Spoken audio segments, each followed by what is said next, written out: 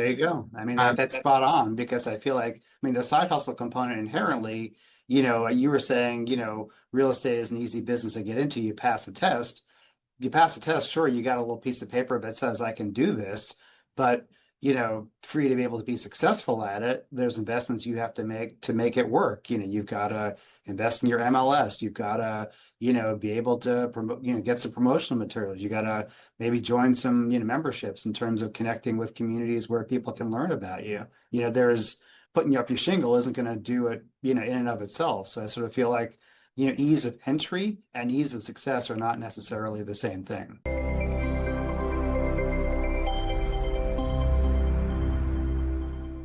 well, hello, everyone, and welcome to another episode of the Adventures of a Real Estate Broker with Daniel Berger. Today, I'm excited to have on someone that I've known.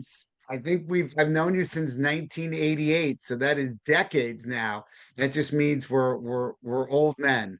So I don't know if we're going to be able to get people to watch two old men, but we'll see if we can have something in this in the tidbits. But Andrew Flamm, Professor Andrew Flamm, excuse me, 9 years working with Pace University as well as a small business development center. You seem to have really pitched yourself into really, helping small businesses. That seems like between being a professor and your job, that's what you've been doing the last almost decade. Yeah. So first off, I should say it's a lifelong dream and a pleasure to be part of the adventures of a real estate broker, Daniel. So thanks for having me aboard. Hey, you never know, right? Every day is an interesting day, and we got you on the show. It took a while though, right? You were I think I'm in about a year now and over 50, 50 something episodes. And you were like, you wanted to see if it would really have any legs to it, I guess. Well, there's certainly legs here. So, but yeah, it's great to be part of this.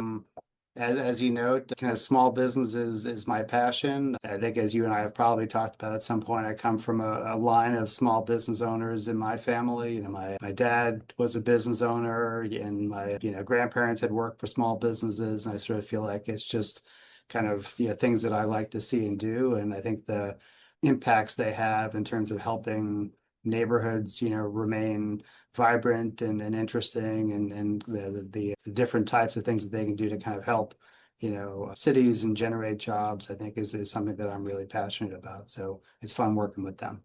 Now, you were born and bred in Manhattan, but what's interesting is as you've gotten older, you've actually lived in Brooklyn for longer than you've lived in Manhattan now. That's right. That's right. I'm a Yo Brooklyn guy. You are a Brooklyn guy, but do you consider yourself a Brooklynite or a Manhattanite that's living in Brooklyn? I guess given the length of time, I suppose I consider myself a Brooklynite. I was born in Riverdale, so I was lived in the Bronx, spent, as you know, my childhood in Manhattan and, been in Brooklyn for over 30 years. So I feel like that's home for me.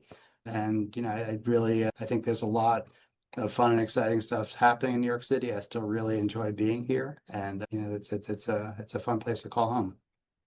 So I guess my next question is that if I'm getting you courtside seats to sit right behind the bench, are you sitting behind the Nets bench or the Knicks bench? That's right. Well, if I'm going to be, with your orange and blue, I got to make sure that I, support the home team. So we spent a lot of nights in the cheap seats at the Garden. So I guess that's where the roots are. But, I gotta, pull for the Knicks and hope that there's something in it for Okay. you and my dad, who's a lifelong sufferer. So hope that there's Well, this positive stuff at the speaking end of of the rainbow. well, I guess then I have to say that speaking of lifelong suffering Knicks fans, Andy and I actually had tickets to go see the Knicks. I don't know. I think it was 91, I guess. It was the Knicks and Houston Rockets. I don't think that was game seven, but it was in the finals. It was a home game, obviously, in the finals. And I guess I had some crazy idea that we should scout my seats, get it maybe $200 a seat or whatever, and then go back to my apartment and watch the game, except that turned into the OJ Simpson chase. And I think we ended up listening to the end of the game on a transistor radio, I believe, right? With Marv Albert might have been on the call. That's right. Marv was on the So call. It's the curse of OJ. It continues all these decades later. So so it was crazy, crazy, crazy, crazy. So what's interesting is in real estate, we're all independent contractors, right? For the most part. And so that's a small business. So really every single real estate person needs to act. And so that's why I really did want to have you on, because you meet with small business people all the time. You know, think I guess question I have so many questions for you. Like, some people want to scale for the sake of scaling. That I'm anti that, right? Because sometimes, like, you know, what at the end of the day, profits are more important, right? So it's not how much money you make, it's how much money you keep. When you're dealing with small business owners, especially people that are starting off, how do you get them to maybe make their eyelids a little bit, their eyeballs not so big, make them, laser focused on what the task at hand is? Because again, making money is important, not like adding expenses and all these other things just so that you can look bigger, right? So like, how do you talk to people, your students, about that, students or your businesses in your day-to-day job? Yeah, it's a really important and a helpful point to come across. I sort of feel like, in my job as regional director of the Small Business Development Center here at Pace University, we work with existing small business owners, whether they're brick and mortar or professional service businesses. They could be independent contractors or independent, business owners that may be home based, such as yourself. And they might be folks kind of operating side hustles, where you've got a full-time, day job but you're doing creative things kind of off hours that may be a passion project. One way or the other, I think, what you're hitting on, I think is really crucial in that you want to make sure that, first and foremost, when you're doing the business, bigger isn't always better. You want to be able to launch, or you want to get into the marketplace where there's clear demand for your service or product. Be able to document and demonstrate that, what it is that you're doing. Your widget is there's a market for it out there, that the customers want it. And then once you've kind of figured that out, whether it's through some trials, through some, if you're doing products, maybe you do some markets, maybe you do some couple of, projects and kind of get you kind of up and running. At that point, then you sort of look at kind of the financial side of it. So if it becomes, I can do this, but how am I pricing things? You don't have to be I know you've got the vest on that you're going to be kind of a B schooler there, Daniel, but you don't have to be an MBA to be able to make sure that you as a business owner understand your numbers. I mean, inherently, you got to know what kind of volume you're doing. You got to, be able to look at, what the costs of operating that business are. And if it's not profitable, maybe it's a hobby that you want to continue anyway, but it can't and shouldn't be something that you're, giving up your day job and you're going to have this be your passion if you don't have a sense that this is going to be something you're going to be able to, sustain yourself on. So I think, different businesses have different P&Ls, right? And so, if you're going to try to do, if you're going to try to, be the best Brooklyn pizzeria, if you're going to try to challenge Fiscotti's Pizza in Brooklyn Heights, which we've been to many, is it still there? Indeed it is. Yeah. Okay, so if you're opening up a pizza store, how much, what are your input costs? What are your labor costs? What can you sell a slice of pizza and a pie for? And then you have to like run numbers of what you think you're gonna have, right? And then you take all your inputs, and are you gonna have money at the end? So that's one thing, but it's interesting because in a service business like mine, and for real estate people, technically, I do have to have an office, but an agent technically wouldn't have to. But it's like, how do how many houses can you sell? How many apartments, co-ops, condos, for the revenue, and then to pay your expenses? And so it's also kind of it's I think it's harder to budget, I think, when you're in the world of real estate, because it's not like you're counting foot traffic and, okay, we're at the courthouse and people are going to want to drink after, court, or they're going to want to have breakfast. And, so it's like, when you talk to people about what their budgeting is, their predictions, how do you help them with that based off of something that's new? Yeah, I mean, the inputs are going to be different. So, kind of your metric is maybe the number of apartments or number of houses sold. For Frascati's, it's the number of slices or number of, pizzas or whatever it might be. It's thinking about kind of getting to whatever the unit is that you're going to help generate your revenues on. And then thinking about from a projection perspective, what can you reasonably expect to be able to do over a course of time? And then what are the corresponding costs that you're going to have to be able to look at, you know, to project out kind of what your finances are going to be like. This is particularly important as you're, fleshing out, if you're launching a new business, you want to be able to kind of get a sense of where that's at. But, also from a growth perspective, if you're thinking about bringing on investors, if you want to secure a small business loan, I mean, these are things that you have to be able to have a really sharp sense of to be able to tell that story to somebody that's going to lay out some funds for you to help you build and grow that business. So if you need to get $50,000 to be able to add some inventory, or you need to, add an associate, or you need some new technology for your business and you want a loan for that, what's the corresponding story that you're going to be able to tell in terms of what that's going to enable you to do so that you can demonstrate to an investor, to a lender, to some other key stakeholder that, you know, getting this funding in place is going to help me do the following, which is going to help me build and grow. And, from a funder's perspective, is going to help them get a sense that A, you know what you're doing, and that B, if it's a loan, they're going to be able to get their money back. Or C, if it's an investor, that they're going to see their money, multiply, in a fashion that they want to be able to get that growth in place. So, I feel for like a restaurant, a business like that, when you're, like you said, you're either going to get a loan where you have to prove to a lender, whether it's a bank or, some guy down, your uncle, maybe it's your uncle, right? Where you have to prove what your plan is and you have to sell them on the plan. Real estate's a little different, right? As a real estate agent or a broker, because you might not, the barrier to entry is so low, right? You don't even have to go to college, right? All you have to do is be 18 and pass an exam, right? And so many people get into it. So you prefaced it before about the side hustle. So it's always kind of like, to really, my view is that in order to be a really good real estate agent, it can't be your side hustle, right? Because somebody needs to see a place, you need to be able to take them and be like, well, I can't do it during the day, or I can't do whatever. So you need to be flexible. That doesn't mean that people can't do it as a side hustle.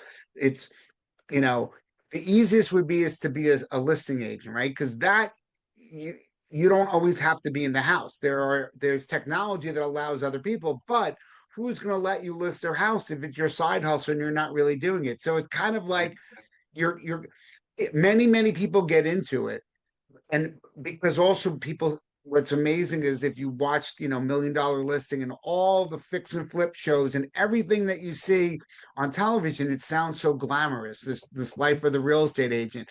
I don't know if you know this, television is not always what real life, right? Even though Really? in reality, I thought you had a really glamorous life, Daniel. I mean, well, the joke of it Published is, author and everything. I mean, this well, is the serious the business. joke of it is the glamorous life is that you and I might be at a ball game, and then you're like, dude, put your phone down. And I'm like, I can't because I'm talking to people. And so, it's like I'll be golfing, and if we golf together, right? And then you're like, put your phone away. I'm like, I can't. And then I get home, and my family's like, you've been golfing all day. And I'm like, no, ask Andy, because Andy thinks I was working all the time when I was golfing. So but that's this job, right? In order for me to satisfy my clients, the way that I do business is that I want people to be able to, if they're reaching out to me, that I can do stuff. So I have to kind of let my work get into my business, and my personal life, and my personal life get into, but that's so, but it's certainly not like a side hustle, because you would be like, if it's a side hustle, I would have been able to put my phone down. Yeah, So yeah. it's I think I'm coming at it from two places, I guess. First off, from a business perspective, as an advisor, I would say, what you're doing is a way for you to help differentiate yourself. We talked earlier about like what is it that I do that may be different from other brokers out there, and inherently, your accessibility and your responsiveness is how you differentiate yourself and why you've been successful. From a friend's perspective, sitting next to you and in the lines of like, can get the hell off the phone right. is a different piece. So it's like depends on which hat I'm using. Professionally, I would say don't change a thing. Personally, I would say put your phone away. But Well, especially if I'm it's at an Islander game, a Met game, a Yankee game, or a Knicks game, right? You're like, be here for me. right. So, so, and guilty as charged. So Mhm. I certainly understand.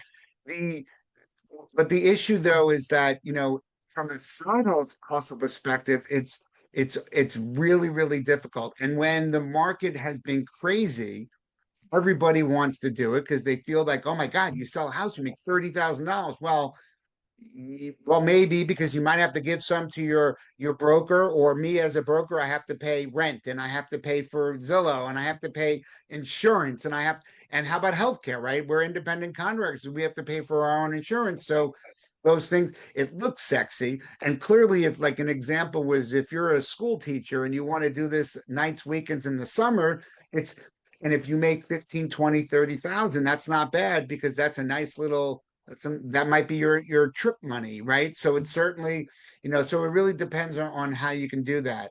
As the market gets tougher, then and there are a lot of fees, right? There's the MLS fee, there's licensing fees and all these other things. And so you know, so there's kind of an ebb and flow. And as it looks easier and there's so many people doing it, then you can kind of side hustle it. It takes an interesting person to side hustle, I think. And then in this world, probably not so much.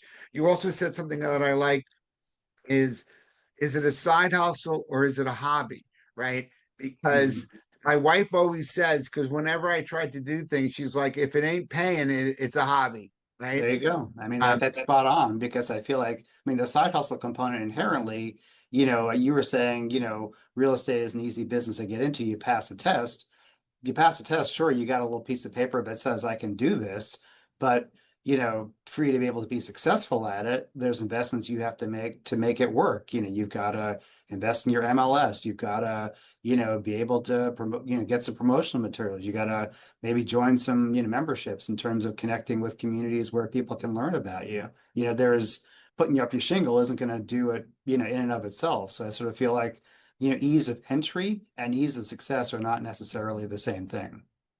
Exactly. And I think you also have to be committed to it.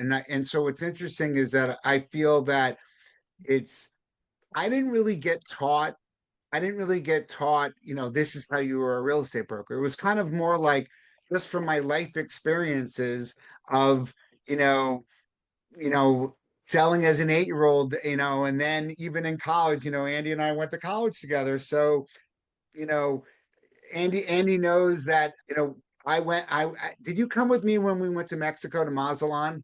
I Okay, know the so story. I know the story though. right. So the I story read the is I book. I I know the basically story. bought 100 pullovers, right?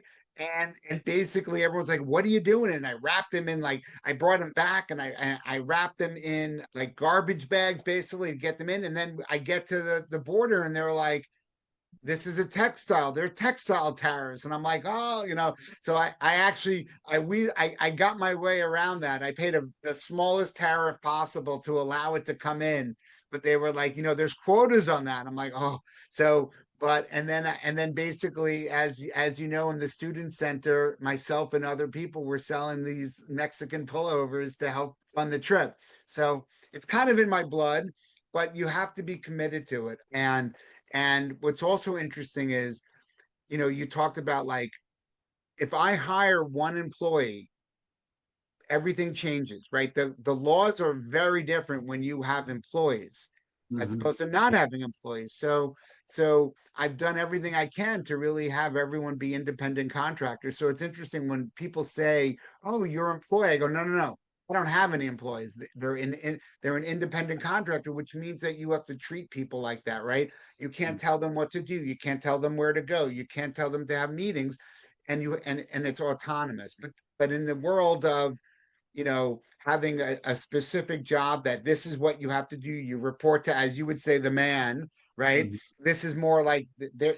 You don't have that. This is more like you have to do what you want to. So when people come to you and talk about like, you're dealing with small entrepreneurs, right? So they're probably more like me where they don't like everyone telling them what the rules are. They want to be able to craft make their own way. Yeah, I mean, there's a lot to what you just said. I feel like, I mean, first off, in terms of the work that we do, so the Small Business Development Center provides, free one-on-one business advisory services and training programs for small businesses and entrepreneurs looking to, launch a new venture.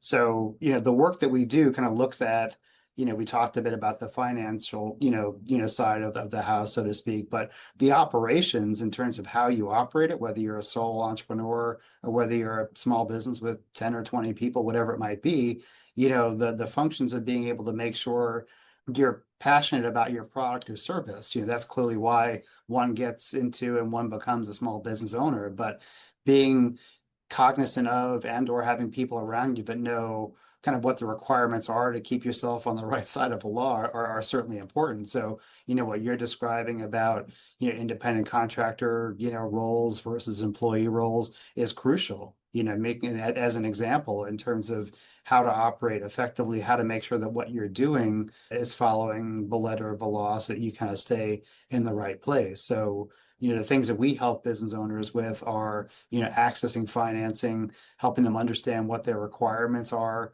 and being able to kind of plan for growth, whether it's through, investment or loans or, looking at kind of what opportunities exist in the marketplace.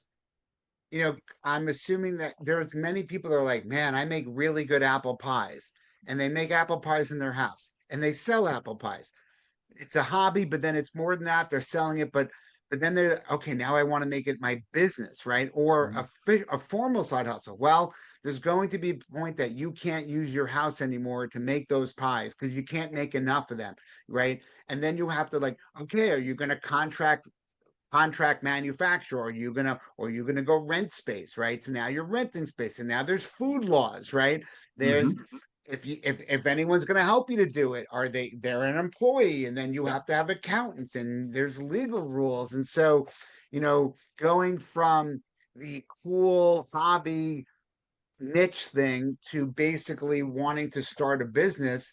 I mean, that's those. I guess you're seeing people. That's is that. I don't. we're talking cookies, but is that your bread and butter, basically, of the people I that mean, you're? I mean, You know, scaling is a challenge regardless of what your widget is. You're describing apple pies, but it could be, graphic designers. It could be, CPAs who are kind of, doing this as a side thing, but, have a full-time job and are trying to figure out how to launch their own venture. It's all a function of the volume that you can sustain as an individual. The transitions are, you know, can you do this while you're holding down another full-time job? If the answer is yes, go for it. If there's too much for you to do and you can be able to have this be your full-time venture, terrific. Maybe you're a solo entrepreneur and you're tackling, your apple pie or your web design work or whatever else it might be. And then the third piece from it, I think that's what you're getting at, is at what point can you not do the volume of work that is coming to you anymore? At which point you're at a fork in the road. Am I turning down work because I just want to do this for myself and I'm doing well enough, which, could be a perfectly fine answer? Or are you going to take, some risk and be able to hire people or engage independent contractors to be able to enable you to do some more? So I think those are kind of the inflection points that we often meet people at and help them kind of work through, what's this going to look like for you? And then also from a volume perspective, what is it going to take for you to be able to achieve, if you're going to be taking on this new person, what additional amount of work do you have to do to make it worth your while? So I think yeah. that's, for me, I think is really, really important to think that through. For me, over my 9 years in real estate, what's interesting is that I don't budget. Like I don't. If I've done 55 deals this year for 50 something $1 million in sales, which I have, I don't say like, oh, I'm going to do 5% more next year, 10% more next year, because it doesn't, to me, I don't think it matters. Like, right? Just because I get houses because people move, they get transferred, they pass. I can't predict the number of houses I can do, but what I can predict is the workflow that I do, right? Am I meeting people? Am I continuing advertising, right? I can block, I have to block and tackle to hope that when I'm put in the game, I'm able to use those skills, and I've been lucky and blessed, I guess, because over the 9 years of doing this, the things that I've done of practice and blocking and tackling have allowed that my phone rings, my email happens, people ask me to do things. When you go to a listing appointment, usually there are other people that they're probably interviewing, and I get enough of them that I'm busy and I'm able to move on. But what I talked about, the scale for the sake of scaling, what I made this year doesn't really affect what I've made last year or next year.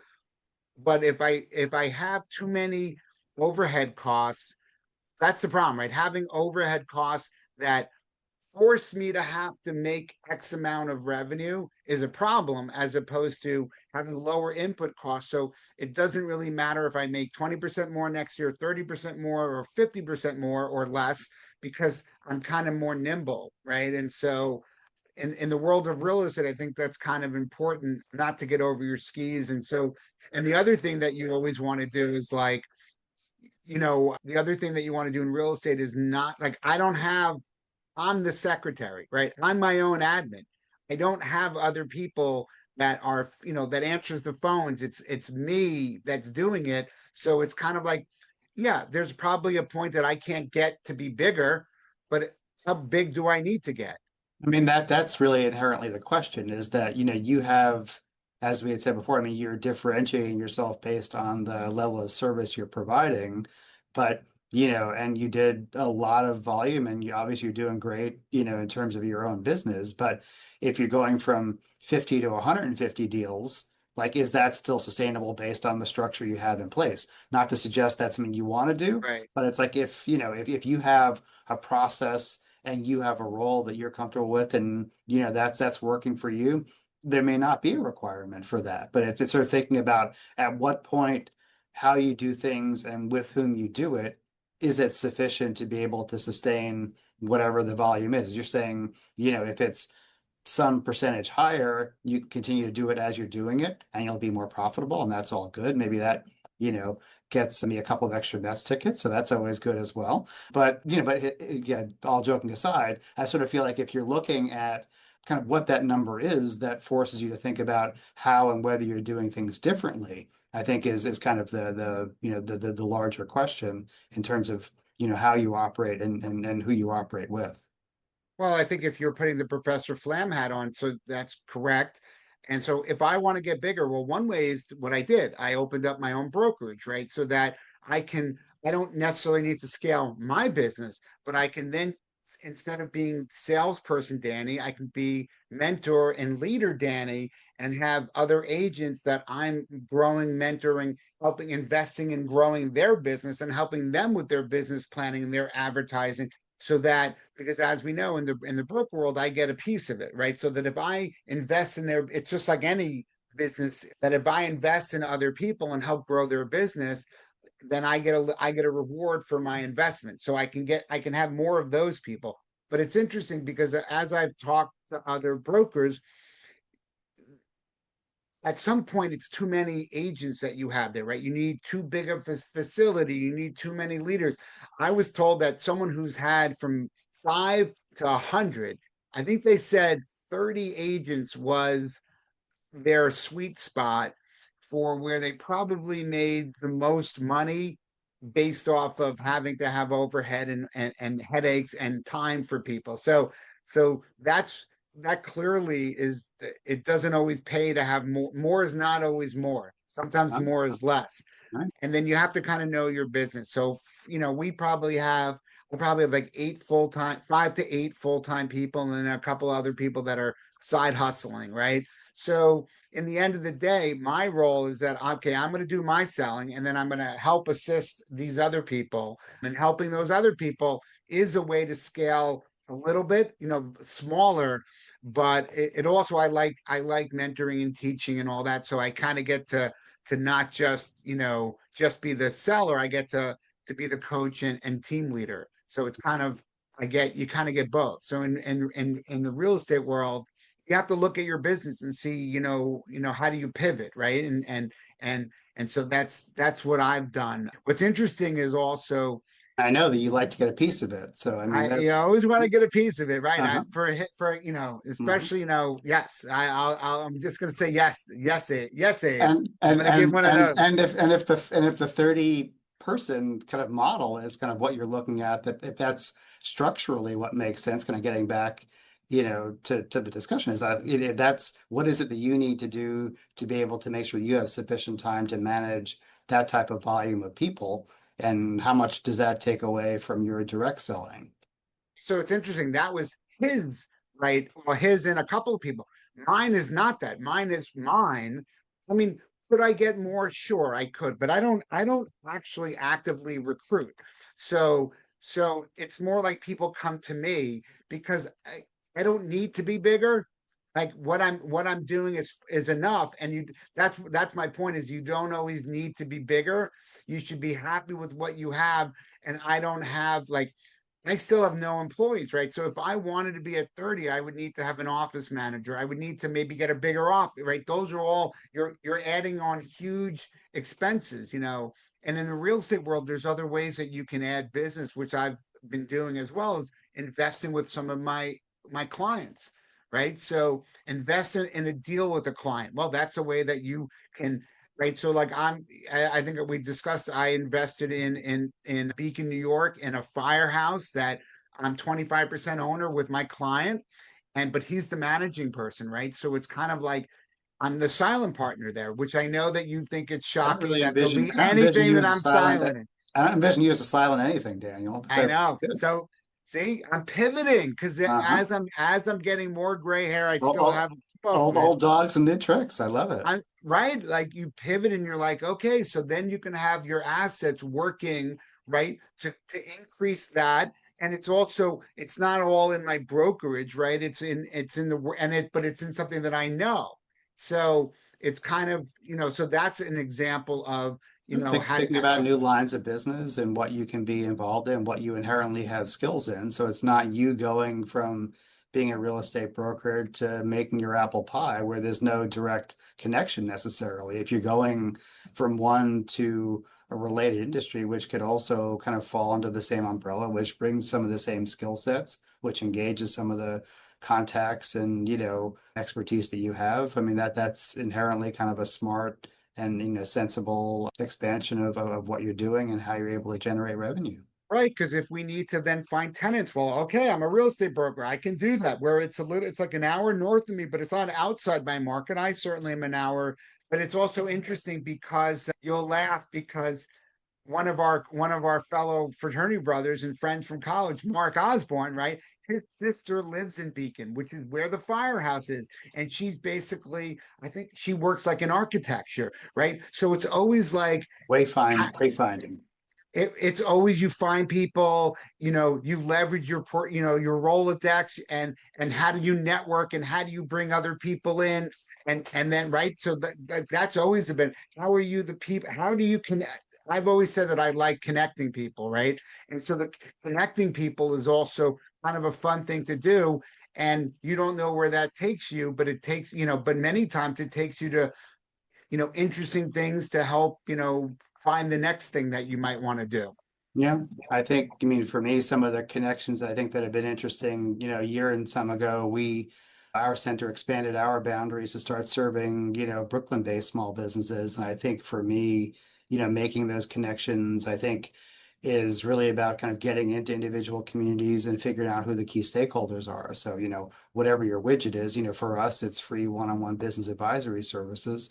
And it's being able to connect with, local chambers of commerce and business improvement districts and elected officials and kind of local community-based organizations, letting them know, who we are, what we do, and how we can be helpful to business owners there and to kind of the overall economic climate in those neighborhoods. But I think, these connections take time. And I think that what you're describing, it's really about kind of having, building a trust, A, and then B, making sure that they kind of see value in kind of who you are and what you're doing and how it really complements their services and how it really feeds into their mission of, generating, positive, community economic development. For the past 10 years of you being in your role of the small business development and also as a professor, you're coming across so many different entrepreneurs. Is there a trait that you see of those entrepreneurs that you can say, you know, of the successful ones that I've seen, these are many of the things that they have in common or what they do? Or the flip side of that, or what are some of the traits of the things that people who go in too big with not their eyes wide open and they're not successful. So either you might be able to give examples of both. Yeah. I think in terms of traits of a successful business owner, I think we talked a little bit about this, but I think, really being able to understand, who your target customer is and being able to identify some type of, market niche that you feel that your product or service is going to best serve. So whether it's existing business owners trying to reshape who they are, or, entrepreneurs that are, trying to kind of identify and bring something new, customers and clients have options in the marketplace. So I think being able to inherently differentiate yourself and figure out, help customers ask, why you, I think is really something that's really, really important. So I think in my mind, if you don't have the why you kind of really nailed down, I think, we oftentimes encourage, business owners to kind of do some more market research, whether it's, connecting with clients, doing surveys, doing, engaging your customers or prospective customers to learn more about, what it is that you can and should be doing that are going to be inherently different, that are going to make people choose you other options. Being kind of customer focused, I think, this aligns a lot with kind of what, we talked about in terms of your own way of going about doing business, is that, the customer is always right. I mean, like if people don't see value in what you're offering and you can't kind of connect with them effectively, they're going to go somewhere else. So I think having that, a laser focus in terms of meeting customer demand, I think has really been something that we've seen, business clients of ours that have been successful, they're really focused on that. And then the third piece of it, I think, it is really getting back to kind of the numbers side of it. So it's, you've gone through the process of identifying your customer, you've identified, something that you think can and will kind of change their lives in some meaningful way, that they're going to want to spend their money on what you offer. But you got to make sure that the numbers make sense. So if you're doing this, but it's, not working out for you, if you're not generating enough volume, or you're not pricing it appropriately, or, if you're not managing kind of your numbers, it's not going to be successful. So I sort of feel like those two kind of complementary pieces of, the product or service side, and then kind of the financial analysis, I think are the things that, we've seen that, are crucial in terms of, being a successful business owner. What's also interesting is that everyone talks about AI and how it's going to change the world, and I don't. It absolutely will, but in certain businesses like mine, being a service industry, I know people are trying to use AI or have like people answering the phones in other lands. I feel like the clients want to talk to me. They don't want to talk to a robot or text, having a computer generated person texting them about properties. And so I guess luckily for me, I don't have to deal with 10,000 clients a year to be able to live, right? If I close 50, 50 is a lot, but if I do that, and you're probably dealing with a couple of hundred people to be able to close those 50, but those are numbers that I can work with, especially if I'm doing it during the times that I'm with you at a game or something like that. But like, so I'm able to do that. But it's interesting because there are definitely people in our business that are trying to have it automate this and automate that, and have other people do like admin work that are in other lands. And I'm like, it's not that hard for me to take a document like a memo and edit it to make sense for your deal.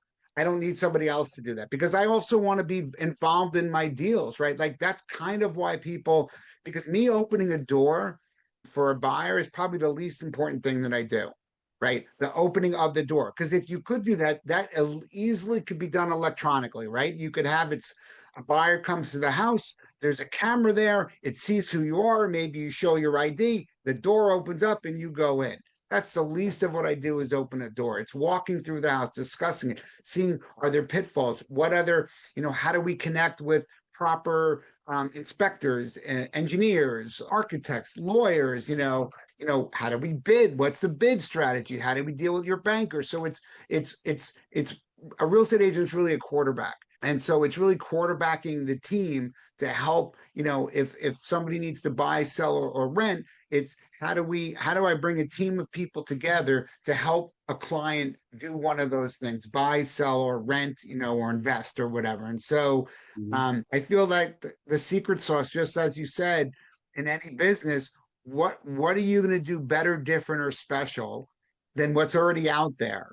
you need, what's your why? What's your elevator speech? And so, while mine might bother you a little bit when we're together, but mine is that because again, I came into this late, right? I've been doing it 9 years. I'm 56 years old.